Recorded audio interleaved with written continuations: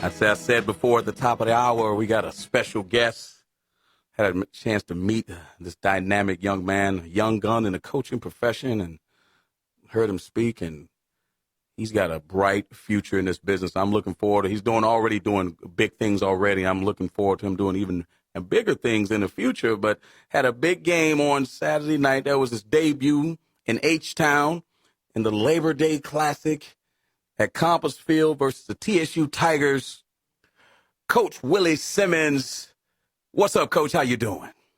I'm doing great. Just getting ready to get these guys ready to roll. We're about practicing at about 3:15 today, so let's take a minute to talk to you. Coach, hold on, Coach. It's Labor Day, Coach. It's Labor Day. Hey, Come on now. We got to get the boys a day off, man. I need to call the NCAA. What's going on already? They had the day off yesterday. So they had the day off yesterday? That's right. Coach, That's right. Coach, proud of you. Like I said before, I think you have a bright future in this business. Just tell us about the emotions of going into the game. Obviously, the banquet, there was a lot of it was interesting. I heard a lot of stuff being thrown back and forth out of fun, but you had the chance to go out and prove it on the field. Just tell me the emotions going to coaching your first game as a head coach.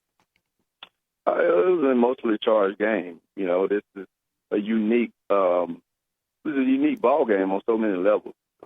You know, they're rivals across the country. When you look at college football, I think that's what makes it what it is. They're just natural rivalries that everyone plays in. You know, you have Texas A&M, you have Alabama, Auburn, you have Southern Grambling, you have Florida A&M, Bethune-Cookman, Notre Dame, USC. The list goes on, and this is one of those rivalries. Well, the unique thing about this one is that it's the very first game of the season, and none of those other rivalries take place this soon. Usually they're the last game of the season. And so for us to have to, you know, for me as a head coach, my inaugural game as head coach, to open against the one team on your schedule that a lot of your season will be judged upon your success, on the success of that game, it was an emotionally charged game. And, you know, but we were able to stay focused. I talked to the team all week about really just focusing on the game itself, you know, not focusing on who we were playing, what was on the line. Just really just focused on the details, the little things that we preach every single day, and let everything else take care of itself. So as a coach, I tried to carry that with, myself and with my coaching staff, of just focused on the moment, but it was exciting. You know, it was fun to get it, get the win against a good Texas Southern football team, and we're excited to be 1-0 and 1-0 in the SWAC West, and all of our goals that we set out for ourselves, we still can achieve them. Absolutely. Now, talk about, again, not to belabor the point, but the former head coach is now the defensive coordinator at Texas Southern. I know you spoke before about, you know, he knows the team inside and out. Was there some challenges there on what you guys needed to do, not necessarily to trick him, but maybe to alter your schemes a little bit, because he does know the team inside and out? Well, you know what, and I said that to the guys, and I said it during media day, but the one thing, again, a lot of that was for ticket sales and to try to keep them all balanced. This is a totally different team than the one that he coached last year.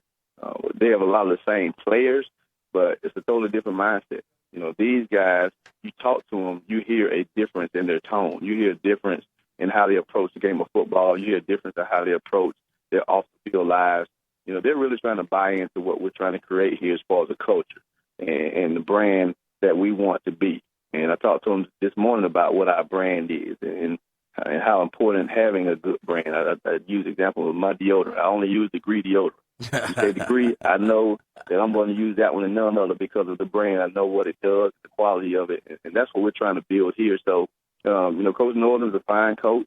I have a lot of respect for him. I was really gracious in him, the players that he recruited here. We have some talented guys here that they brought in, and thankful for that. But you know, we felt comfortable going in knowing that he may be able to give a general scouting report on what Jonte Hebert is like, how fast he is, how explosive he is, or, you know, how Nick Petrie is a long receiver who can catch the jump ball, or how Trey Green's an athletic quarterback with a strong arm. I mean, he can give those base pointers, but he couldn't tell that team at Texas Southern the mindset of this team this season. And that's something that I think surprised them once we got to the game. You know, how physical we were, how tenacious we were on both sides of the ball, the tempo that we played with, and us not panicking when we kind of stalled on offense. So, again, I'm proud of the guys, though, of how they competed and looking forward to, like I said, going to work today to get better, to try to, be prepared to go in and beat a very talented Texas State team. Coach, you got me excited. I'm ready to put my pads on, even though I'm afraid of football because that's a tough sport. But, why don't you give the listeners and obviously being in the Houston area, there are a lot of Texas Southern fans, there's a lot of Prairie View fans, a lot of everything, Houston, A&M, Texas, you name it. Tell me what a Willie Simmons program looks like. If I'm looking at it from afar, what can I expect? Give me the elevator pitch, your recruiting pitch. What can I expect from you guys up there on the hill this year, and what that looks like, and what does a PV player looks like, and what going forward, what your program is going to project? Well, there's 7 things that we emphasize here in our program, and coincidentally, all 7 of those things begin with the letter F. And we take one a day and we preach it, and we break it down on those days. The first one on Sundays is faith. You'll see a group that believes in themselves, that believes in the coaching staff, that believes in their teammates. Hopefully has a belief in God and in a higher being, but that just plays with extreme faith, and that doesn't doubt themselves and think that they're not good enough, because many of them have been told their lives that they're not good enough. We're going to make sure they understand that they are indeed good enough to be outstanding citizens, students, and athletes. On Mondays, we emphasize fundamentals. So seeing a fundamentally sound football team, one that doesn't beat themselves with poor technique, or penalties, or being in the wrong place at the wrong time. We're going to try to be the most fundamentally sound team in all 3 phases, offensively, defensively, and in the kicking game. Tuesday, we emphasize playing fast in all 3 phases. Our tempo on offense, being able to dictate the tempo, going really, really fast if we need to, being able to slow it down if need be, being able to keep the defense off balance. On defense, flying to the football. I thought that's something that they saw on Saturday. We had 11 heads to the football. We were stingy defense, opportunistic defense, and that's because we played fast. In the kicking game, again, having coverage units that fly down the field, that really make it hard for returners to get yardage once they feel the ball. On Wednesdays, we talk about fighting. We call Wednesday hump day for a reason. It's the middle of the week. It's the last really full pad practice day of the week. Guys are tired. You're beat up.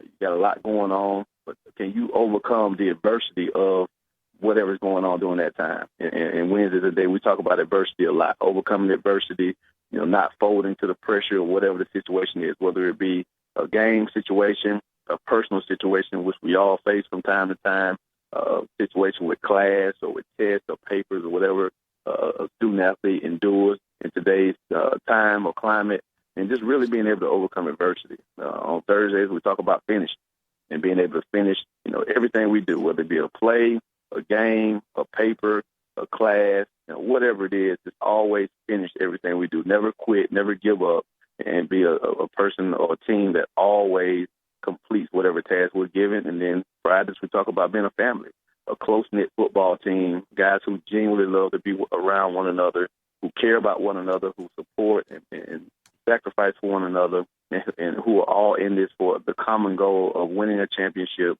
being the best that we can possibly be, and really representing this fine institution. And then on Saturday, we talk about having fun. This is, like you said, a tough game. We put in a lot of work and effort to play this tough game of football, but it's the most fun game you'll ever play. You got to be able to enjoy it, embrace it. We get 13 opportunities if we're lucky to play the game this season. And we do about 300 days of work to get those 11 regular season games, hopefully a championship game, and hopefully a celebration bowl game. But you're guaranteed 11. So 300 days of work for 11 opportunities, you better enjoy every last one of those opportunities. And those 7 things, hopefully, is what a fan will see, a spectator will see, someone who's following Prairie View football will see from these young men. Hearing you talk about that, I coached for 20 years. I said I'd never go back into coaching, but you certainly make me want to get back and jump back out of my seat and get back in that grind. That is 300. You got smart. And by the way, I talked to my boy Mike Locks about you the other day, but he gave you he was like, give a high five for me. He was proud that you got your first win. You know what? Another point I'd love you to share with our listeners is just tell me what it was like when you were named the head coach, getting your first opportunity. Talk about how difficult not even necessarily difficult, but how challenging that was. And now that you've got your chance, what are you trying to, what is, or you, that feel pretty, you trying to leave on this business? Well, I definitely wouldn't use the word challenging. It is a challenging job, to say the least. Being a head coach of a program, there are many challenges that come along with it. But I think that's something that you actually look forward to. Anytime you're doing anything, whether it be coaching or sales or, you're a doctor or a teacher or whatever it is, I think you're always kind of looking for what's the next step. Where can I take my career, my brand, my legacy? Where can I take it next? And as a coach, naturally, you always look, if you're a position coach, if you're a grad assistant, you look to be a full-time position coach. If you're a position coach, you look to become a coordinator. And when you're a coordinator, you also look to become a head coach. Understand